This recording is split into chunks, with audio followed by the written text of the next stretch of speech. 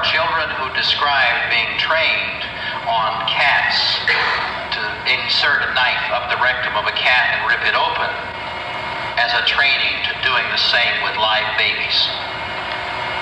And the woman who got on cable access television and said, the foster children I've had in my home, and she was a very brave lady, and she took the worst foster children, the foster children that no one else would take.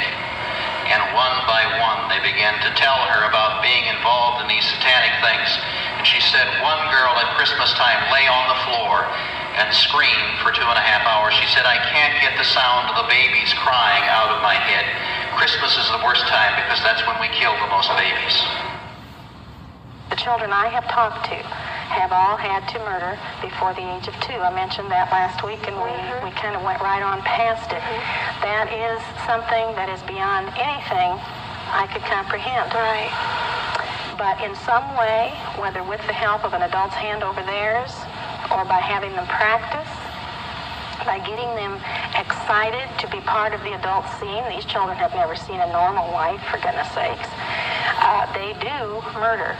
And the evil thing that happens is they really believe they want to.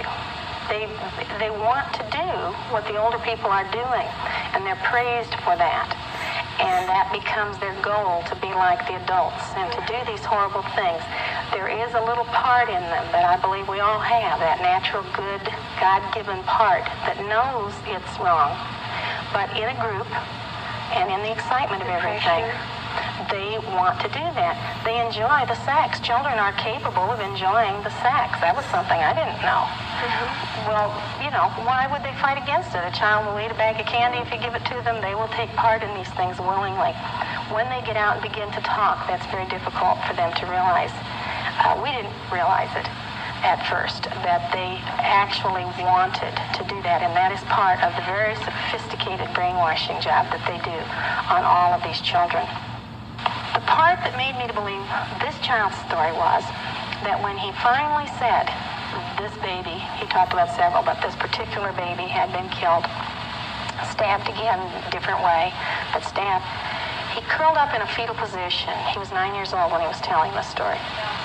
He curled up in a fetal position, and his eyes got real glazed, and he said, they cooked that baby on the grill. Oh, my gosh. And I thought, he has really flipped out. I mean, I didn't know. And he said, oh, gross, it smelled like rotten chicken or rotten deer. He then went on and told us how they would cut out the heart, or they would cut off the sex organs.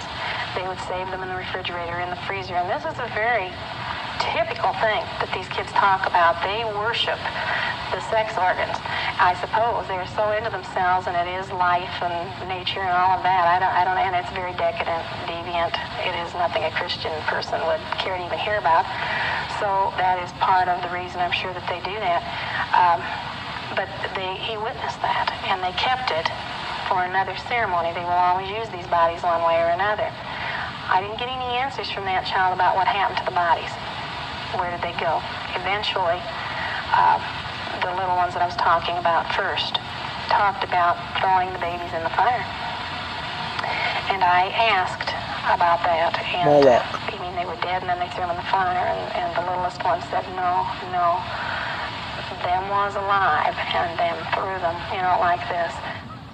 The most horrible story about fire that I have to tell, and this is extremely disturbing, was a little girl.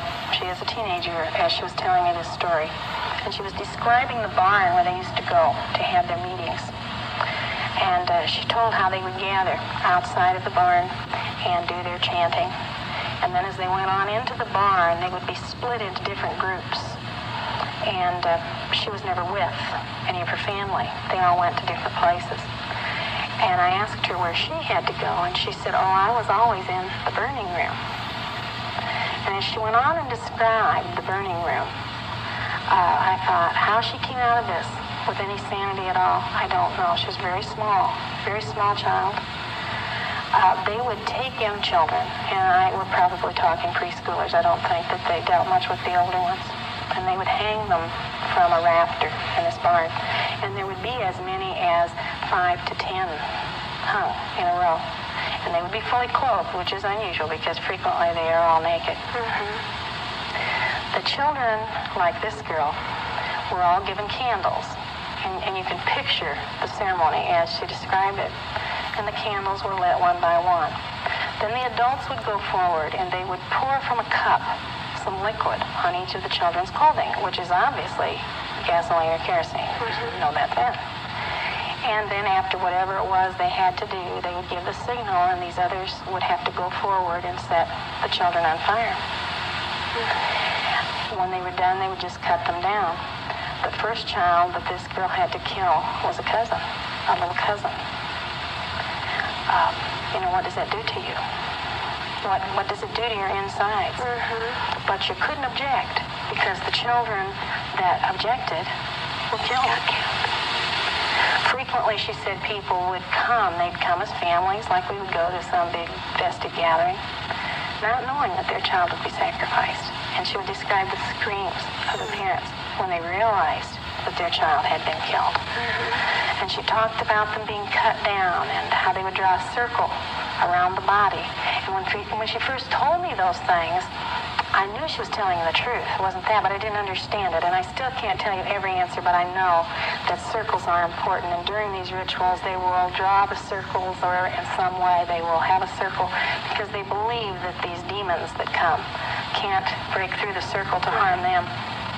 She had also told about how the parents would kneel outside that circle where the child had fallen to pray to the child, is what she said.